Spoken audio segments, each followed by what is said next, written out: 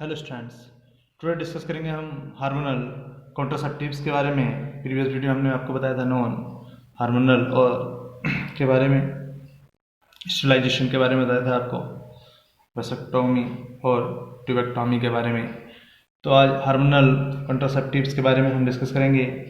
तो हार्मोनल जो मेथड होते हैं और इसके कंट्रासेप्टेशन are very reliable and reversible once transplant is stopped.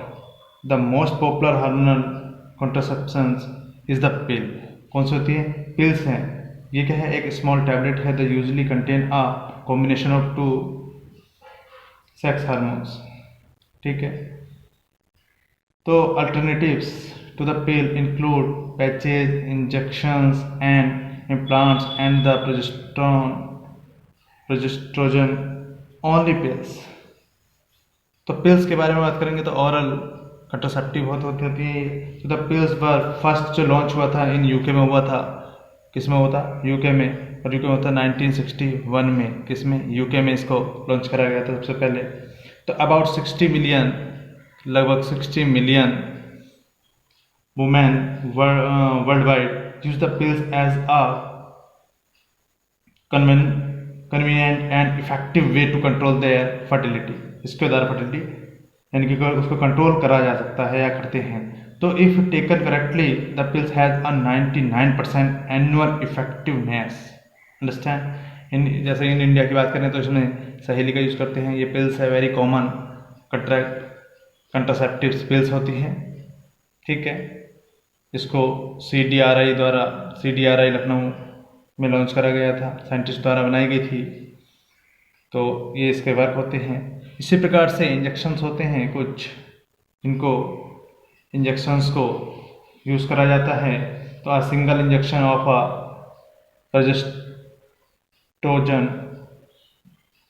Progesterone can provide करता है ये आपका contraceptions for up to the 3 months.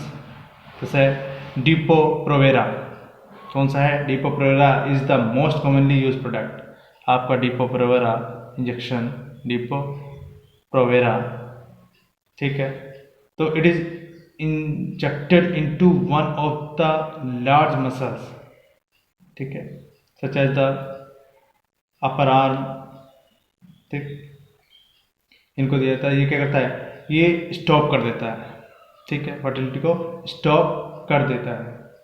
इसी प्रकार से इम्प्लांट में कहता है, implant is a narrow flexible rod होती है about the size of a match, यानी 40 mm into 2 mm that is inserted करा जाता है under the skin of the upper arm. तो रॉड रिलीज करती है कि अब constant amount of progestogen to give, क्या करती है? Contraception for up to 3 years के लिए होती है। 3 years से कोई भी फर्टिलिटी यानी कि फर्टिलिटी को क्या करती है? स्टॉप करती है। ठीक है। तो इस प्रकार से स्टूडेंट्स होते हैं। ये आपके ऐसे आता है एक आपका MTP, medical termination of pregnancy. तो इसमें क्या होता है? इसको दूसरे नाम से जानते हैं और जिसे आप सिंपल नाम हम जानते हैं, इंड्यूस्ड ऑपरेशन जो होता है, अबॉर्शन करवाते हैं। तो अबॉर्शन, तो इसमें क्या होता है? सेक्स डिटर्मिनेशन होता है, लिंग का निर्धारण, यानी कि उसकी क्या करते हैं? उसकी जांच होती है, उसको पता लगा लेते हैं। ठीक है।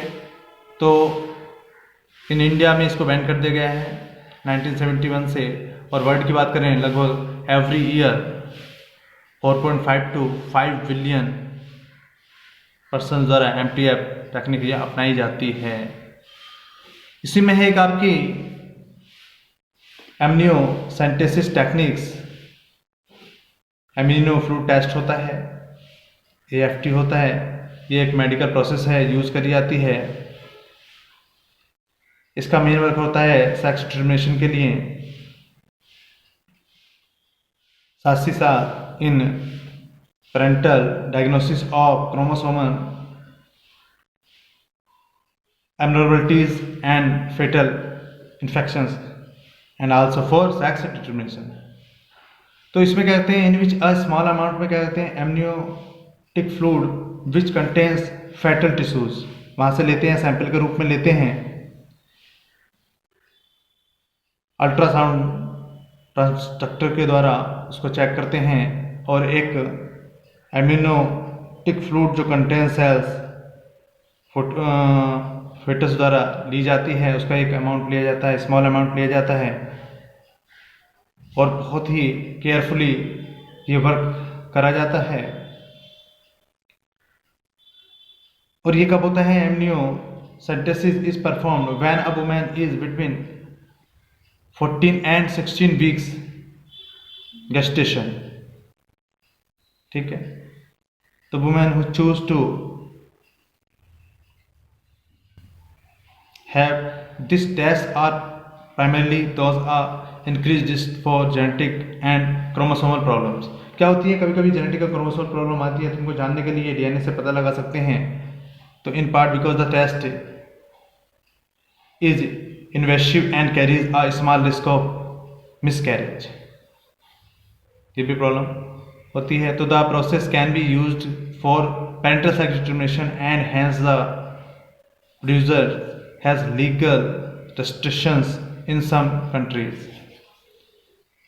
तो जेनेटिक प्रॉब्लम आ रही है, क्रोमोसोमल प्रॉब्लम आ रही है, किसी प्रकार की कोई प्रॉब्लम आती है, उसके लिए इसको यूज करा जाता है। तो हम ये कह सकते हैं amniocentesis called chorionic villi sample CVS can diagnosis this problem in the born. ठीक है, लेकिन इसका मिसयूज होने लगा, सेक्स डिटर्मिनेशन में यूज होने लगा और जिसका कारण क्या हुआ? इंडिया में इसको बैन कर दिया गया 1971 में। ओके स्टूडेंट्स, इसी प्रकार से तो स्टूडेंट्स अब ये बैन क्यों हुआ? क्योंकि क्या हुआ? सेक्स रेशियो इन पॉपुलेशन क्या हो रहा था? डिसबैलेंस हो रहा था। तो फ्यूचर को देखते हुए इसमें क्या होगी? प्रॉब्लम क्रिएट होंगी और इन द प्रेजेंट टाइम हो भी रही हैं। तो उसका रीज़न यही है कि सेक्स डिटर्मिनेशन करवाकर समाज के लिए, सोसाइटी के लिए सेक्स रेशियो क्या हो रहा है? चेंज हो रहा है, जिससे क्या होंगी? प्रॉब्लम होंगी। क्योंकि प्रॉब्लम इसलिए होंगी, पॉपुलेशन तो हो रही है पर पॉपुलेशन में क्या हो रहा है? रेशियो सही नहीं हो रहा, जो सेक्स रेशियो है वो सही नहीं हो रहा। मेल और female, boys and girls equal ratio में नहीं हो रहे। उसका रीज़न क्या है कि जो एम्ब्रियो होता है फीमेल का, उसको क्या करते हैं? इस टेक्निक्स के द्वारा ख़त्म करवा दिया जाता था, क्योंकि इससे सेक्स डिटर्मिनेशन से पता चल जाता है, तो इससे प्रॉब्लम क्रिएट हो रही है। तो ये था हमारा स्टूडेंट। इसका नेक्स्ट आता है हमारा, इसमें कुछ इंपॉर्टेंट आपका STD सेक्सुअल ट्रांसमिटेड डिजीज़ होती हैं। अब ये सेक्सुअल ट्रांसमिटेड डिजीज़ कुछ जिन्हें STD बोलते हैं, डिजीज़ इन्फेक्शंस करती हैं जो ट्रांसमिटेड होती हैं किसके द्वारा? 1 person to another through sexual intercourse के द्वारा, इंटरकोर्स के द्वारा। तो स्टूडेंट्स, तो according to the centres for disease control and prevention, adolescents and young adults especially 15 to 24 are at the greatest risk for acquiring an STD। ये सबसे ज़्यादा पाए जाते हैं, चांसेस रहते हैं। With over 5 million become infected each year. Every year लगभग ये मान लीजिए 5 मिलियन इन्फेक्टेड हो रहे हैं एवरी ईयर यंग स्टेज। ठीक है, तो इसमें कुछ डिजीज़ हैं जो आपके बैक्टीरिया से, वायरस से, प्रोटोजोन से, पैरासाइट से होती हैं। तो कुछ हमने इम्पोर्टेंट, जैसे कि गोनेरिया डिजीज़ होती है जो ट्रांसमिटेड होती है किसके द्वारा? निसेरिया गोनोरिया के द्वारा। ये एक बैक्टीरिया है और जिसकी जो इस बैक्टीरिया को पता लगाया था, किसने लगाया था? AIS नीसर ने लगाया था। इसी के नाम पर ये बैक्टीरिया का नाम रखा गया।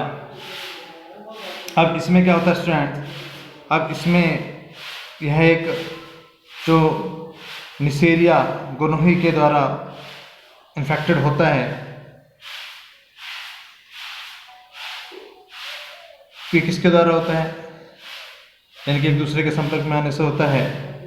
तो जो एपिडाइडिमिस होते हैं फीमेल के, मेल के, तो एपिडाइडिमिस क्या होते हैं? इससे इन्फेक्टेड होते हैं और साथ साथ में यूरिन करने में हमें क्या होती है? प्रॉब्लम होती है। स्पर्म फ्लो करने में प्रॉब्लम होती है, और जो फीमेल में हैं उनके जो यूरिन सिस्टम होता है, जो वे होता है, पथ होता है, उसमें क्या होती है, जो बार्थोलिन ग्लैंड्स होती हैं वो क्या हो जाती हैं, इन्फेक्टेड हो जाती हैं, जिससे क्या होता है यूरिन को एक्सक्रीशन करने में पेन महसूस होता है, साथ साथ में मेंस्ट्रुअल साइकिल में भी प्रॉब्लम क्रिएट होती हैं, और हो सकता है इसके कारण स्टेरिलिटी भी उत्पन्न हो जाए। स्टेरिलिटी में बांध्यता यानी बांझपन भी उत्पन्न हो जाए फीमेल के अंदर। ठीक है, तो इसके लिए इसमें ट्रीटमेंट के लिए सल्फोनेमाइड औषधि कुछ टैबलेट्स वगैरह यूज़ करी जाती हैं। अगर इसका ट्रीटमेंट देखें तो आप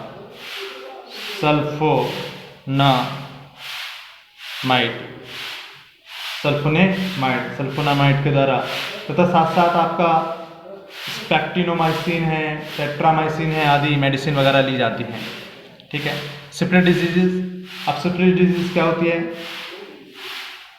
ये भी एक दूसरे के संपर्क में आने से होती हैं। ये बैक्टीरिया द्वारा होती हैं, ट्रिपोनोपैलिडम के द्वारा साइंटिफिक नेम होता है। ठीक है, ट्रांसमिटेड होती है। इसको आप ये भी कह सकते हैं, इसको फ्रेंच पॉक्स के नाम से भी जानते हैं। किसके नाम से? फ्रेंच पॉक्स के नाम से भी जानते हैं। फ्रेंच पॉक्स के नाम से भी इसको जानते हैं। इसमें स्किन के अंदर ही क्या होती है, एंटर करने के बाद बहुत सारी प्रॉब्लम क्रिएट करती हैं। हमारे जो ऑर्गन्स होते हैं, लीवर है, माइंड है, आइज है, टीथ है, बोन्स है, उन सबको प्रभावित करती है। इसकी जो ट्रीटमेंट है बाय पेनिसिलिन के द्वारा इसका ट्रीटमेंट किया जाता है। और फिर स्टूडेंट्स,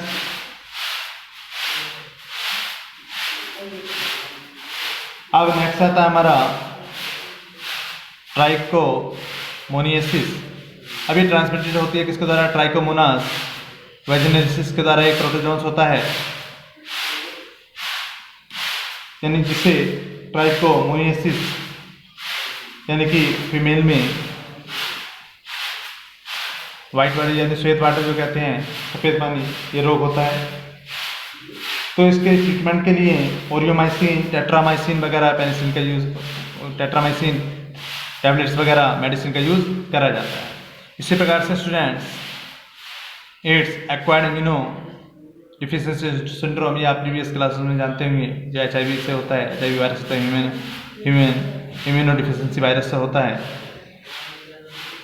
तो इसमें इम्यूनो सिस्टम कमज़ोर हो जाता है, सारा का सारा इम्यूनो सिस्टम कमज़ोर हो जाता है, और इसका जो टेस्ट करा जाता है, एलिजा टेस्ट करा जाता है। एलिजा टेस्ट के द्वारा इसका पता लगाते हैं, और 1 दिसंबर को एड्स निरोध दिवस के रूप में इसको मनाते हैं, यानी विश्व एड्स निरोध दिवस मनाया जाता है 1 दिसंबर को, क्योंकि हमें पता है प्रीवियस क्लास में हमने आपको बताया था।